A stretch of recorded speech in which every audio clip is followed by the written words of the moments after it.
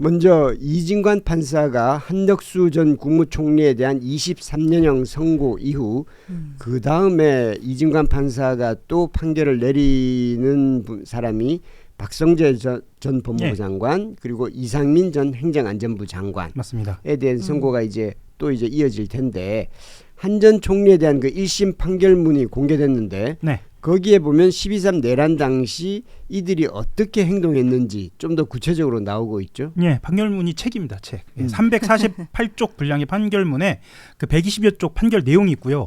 200쪽이 넘는 진술 요지가 있고요. 저는 가장 중요한 부분 중에 하나인 것 같은데 CCTV 영상 요지도 있습니다. 제가 주목한 부분은 한덕수 판결문에 등장한 박성재라는 이름인데요. 실제로 재판부가 12.3 비상계엄 선포 전 열린 국무회의 참석자 서명을 최초로 건의한 게 박성재 전 법무부 장관이다. 이렇게 판단을 했습니다. 판결문에 등장하는 내용을 간단하게 좀 말씀을 드리면 박성재 장관이 윤석열이 오후 그 10시 18분쯤에 2분 정도 국무회의를 마치고 계엄을 계엄 선포를 하러 나갑니다. 이거 CCTV에 들어있는 내용이죠. 이렇게 걸어가는 장면이 나오는데요. 그때 상의 안주머니에서 박성재 장관이 문건을 꺼냅니다. 꺼낸 다음에 대통령실 대접견실에 있는 사람들을 돌아가면서 쳐다보면서 참석자 명단을 적기 시작합니다.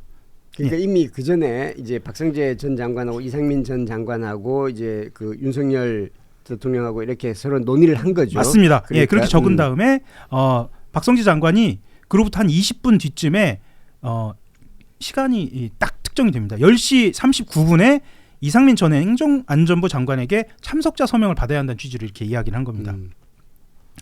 그 다음에 이제 이상민 전 장관이 다시 등장을 하는데요. 강의구 전 대통령실 부속실장을 이렇게 가리키면서 강의구에 요청을 하자. 이렇게 이야기하니까 박 장관이 강 전 실장을 이렇게 자리로 부릅니다. 자리로 불러서 누가 참석했는지 남겨놔야 한다는 취지로 직접 이야기한 것도 판결문에 등장합니다. 그리고 박성재 장관이 대접견실에서 나와서 그 강 전 실장에게 강의구 실장한테 직접 서명 받은 것이 준비되었느냐라고 재차 묻는 정도로 아주 주도 면밀했던 것으로 판결문이 이야기하고 있습니다. 국무회의가 그냥 그대로 그냥 잠깐 뭐 그 2분 하고 나가니까 이게 다 사인을 받아가지고 국무회의에서 계엄을 실시하는 것이 합법적이라는 그거를 근거를 마련하기 위해서 그렇게 한 거죠. 네, 그러니까 재판부에서는 이 박성재 장관이 주도적으로 내란을 실행한 한 사람이다 이렇게 보는 논지로 판결문이 작성된 것으로 보입니다.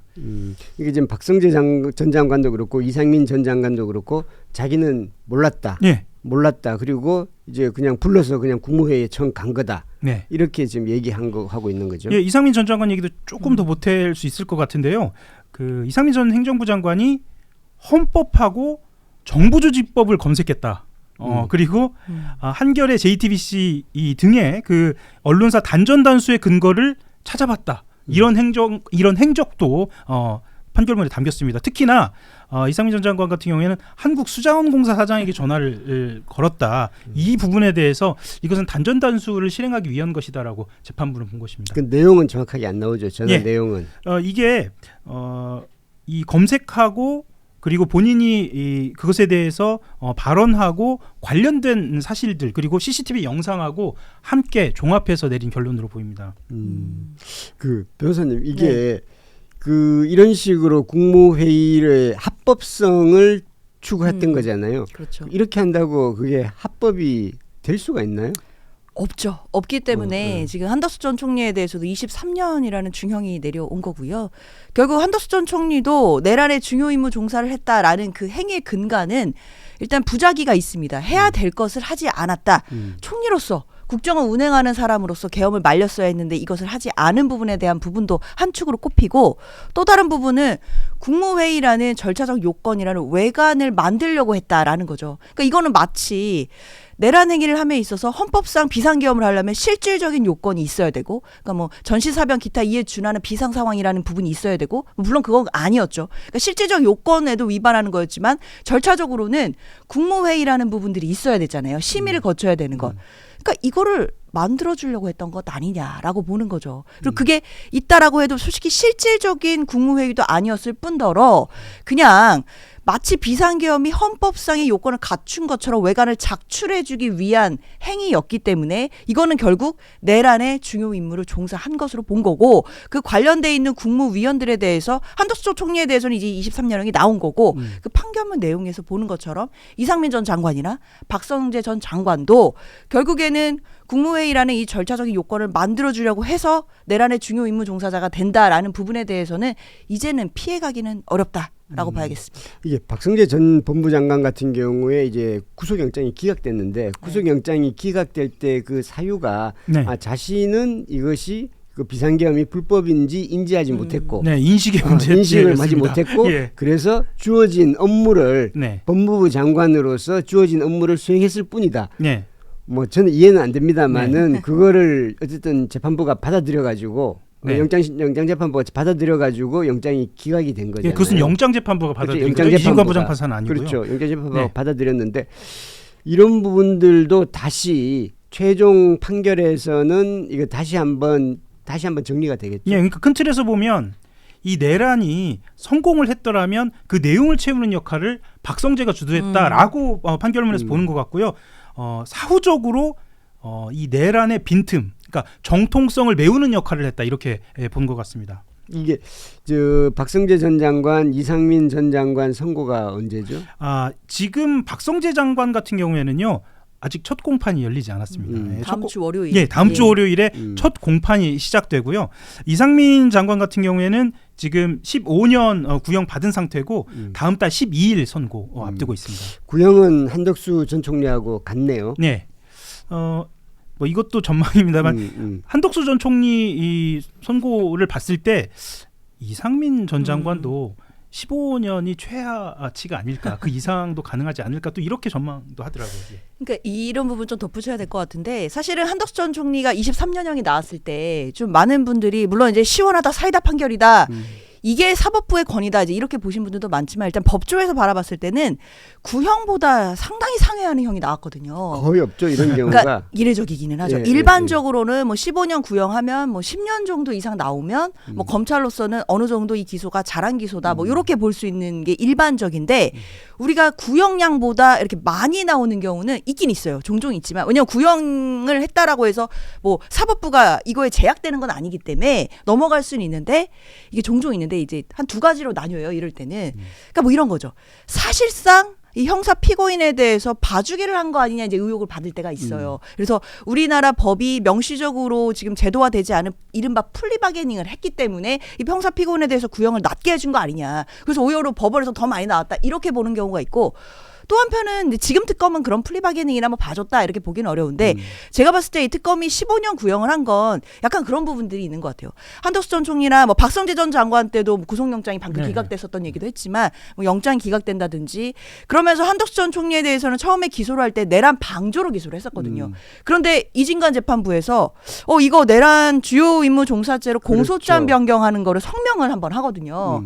그래서 이제 그런 부분들이 이제 추가가 되고 결국엔 내란 중요 임무 종사죄로 23년형이 나온 것이기 때문에 아마 특검으로서는 영장이 기각됐었던 부분이라든지 이제 이런 부분들 때문에 이게 혹시라도 형에서 뭐 잘못되는 것, 이 사건 자체가 공소 유지 자체에서 뭔가가 잘못된 부분들을 생각을 해서 나름대로는 조금 보수적으로 구형을 했던 게 아닌가라는 생각이 들어요. 그래서 15년은 그래도 15년은 구형을 해야 된다라는 걸 했던 건데 법원에서는 이게 무슨 소리냐. 이거 내란 중요 임무 종사이고 친위 쿠데타였기 때문에 23년형이 나온 거라면 사실 이런 재판부의 기조는 계속 이어간다라고 봐야 될 것 같고 이상민 장관에 대해서도 저는 뭐 15년 넘는 형이 충분히 나올 가능성이 있다고 봅니다. 그러면 만약에 이진관 판사가 그 내란 방조가 아니라 내란 주요 임무 종사 혐의를 추가해야 된다라고 공소장 변경을 지시하지 않았다면 애초 한덕수 전 총리에 대한 구형량은 15년보다 더 낮아졌을 가능성이 크겠네요.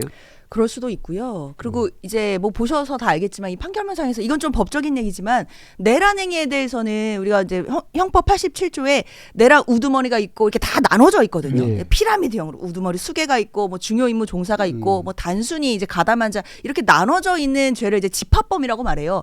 이런 거는 우리가 형법상의 일반적인 공범 규정인 방조 법리를 쓸 수가 없다라는 게 이제 학계의 이제 일반적인 견해이다 보니까 내란 방조가 과연 법리적으로 성립할 수 있는 아니냐에 대한 좀 다툼이 있었어요. 근데 이 부분만 놔뒀더라면 이 부분을 법리로 따져서 내란죄는 뭐 중요임무 종사가 있고 단순 가담죄가 있는 거지 뭐 방조가 있겠냐 이런 법리가 나와서 법리상 무죄가 될 위험성도 있었던 건데 이 이진관 재판장이 그런 부분을 저는 법리적으로 명쾌하게 좀 풀어준 것 같고 법리적인 문제는 중요임무종사죄 관련된 부분으로 공소장 변경 이런 부분들을 성명을 해줌으로써 애초에 원천 차단을 했고 그리고 내란 중요임무종사죄가 됐기 때문에 23년은 나왔다고 봐야 될 것 같습니다. 그 관련해서 언론에서는 이번 판결의 근거가 전두환 노태우 판결일 거라고 생각을 했거든요.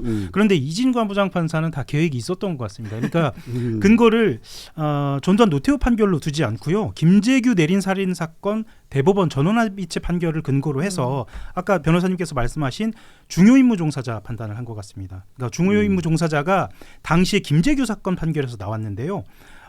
보급, 격리, 연락, 통신, 서무 등의 책임을 부담하는 사람까지 포함한다. 이렇게 법리가 구성이 됐거든요. 이런 점에서 보면 당연히 한덕수 총리는 중요임무 종사자가 된 거죠. 예. 마지막으로 이 소식 하나는 보고 가죠. 어제 코스피가 장중 사상 처음으로 5천을 넘어섰습니다. 비록 종가는 5천에 좀 못 미쳤지만 4,952.53의 거래를 마쳐서 종가 기준으로도 역대 최고치를 기록했고요. 오늘도 상승 출발했고 오늘도 5천을 넘어갔습니다. 예. 이게 종가까지 5천이 유지될지는 주목되기는 하는데요. 현재 지금 상황 잠깐 설명해 주시죠. 지금 말씀하신 순간 4,999.84로 내려왔습니다. 예. 다시 계속 왔다 갔다 하겠네요. 합니다. 5천을 기준으로 해서 올라갔다 내려갔다 지금 반복하고 있는 상황이고요. 사실 저는 이걸 그러니까 기자들도 다 마찬가지인데 꿈의 지수라고 맞아요. 그렇죠. 이렇게 이야기를 5천, 예, 이렇게 했잖아요. 진짜 그냥 전 상상 속의 이야기라고 저는 생각을 했습니다. 그런데 5천까지 왔고 주변에서 이 기자들이 취재를 해야 하는데 개인적으로 다 물어봅니다.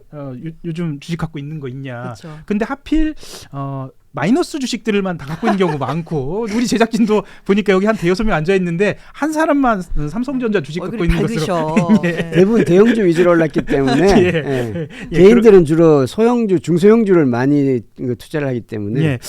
그때 첫 번째 기자회견인가요? 이재명 대통령이 지수 투자 이야기를 그렇죠. 했는데 그러면 개인들은 사실은 ETF나 간접 투자를 하는 게 예. 바람직하다고 봅니다. 지수 투자를 저는. 했어도 꽤 많은 수익을 그렇죠. 아마 얻었을 것으로 그렇게 좀 보이긴 합니다. 말씀하셨던 것처럼 4천 돌파한 지 3개월 만에 5천 고지쯤 넘어선 거고요.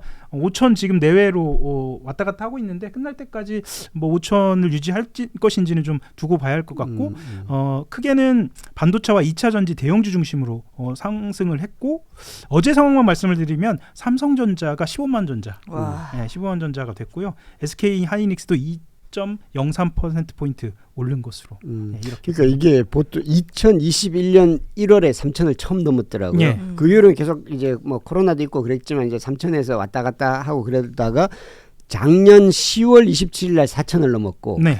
그리고 지금 그 사이 한 세 달도 채 안 됐는데 5천을 넘었고 이렇게 지금 이게 천 단위로 올라가는 게 이렇게 빠르게 상승한 거는 처음이죠. 그래서 제가 자꾸 개인적인 말씀 드려 죄송합니다만 지금이라도 들어가야 하는 거 아니냐라는 얘기를 기자들끼리 서로 물어봅니다. 지금 들어가면 어때? 지금 들어가면 어때? 라는 이야기를 하는데 전문가들 늘 하는 얘기 똑같습니다. 좀 지켜봐야 하는 거 아니냐. 조정이 있을 것이다라는 이야기를 하는데 조정이 있을 것이다라고 얘기한 지 한 달 만에 지금 5천 또 넘어갔거든요. 또 전문가들 분석 오늘 지켜보고요. 저도 한번 투자는 자기 책임하에 신중하게 신중하게 해야 할 것 같습니다. 근데 이렇게 올라가는 이유를 좀 분석을 해본다면 몇 가지 이유가 있죠? 예, 뭐 크게 한 네 가지 정도로 볼 수 있겠는데요. 첫 번째로는 뭐 정책적이고 제도적인 요인인 것 같습니다. 이재명 대통령이 코스피 5천 목표 제시한 것 사실 이게 출발입니다. 뭐 사람들 이렇게 생각할 거예요. 제시한다고 되냐? 그런데 사실 증권이나 이 주식 같은 경우에는 심리들이 좀 많이 반영이 되는 거니까요. 이게 먼저고 그 다음에 세제나 상법 개정 그리고 주주 환원 강화 뭐 이런 친증시 정책이 기폭제가 됐다라는 거 이게 사실은 먼저 꼽히는 것이고요. 그 다음에 삼전 SK 하이닉스 얘기 안 할 수 없죠. 반도체. 예, 반도체 대형주 실적이 메모리 가격 반등. 지난번에 박종호 기자도 이야기했지만 이 메모리 반도체 상황이 굉장히 좋아진 것. AI라든지 이런 예. 것들. 그래서 빅 슈퍼 사이클 구간에 진입했다는 거.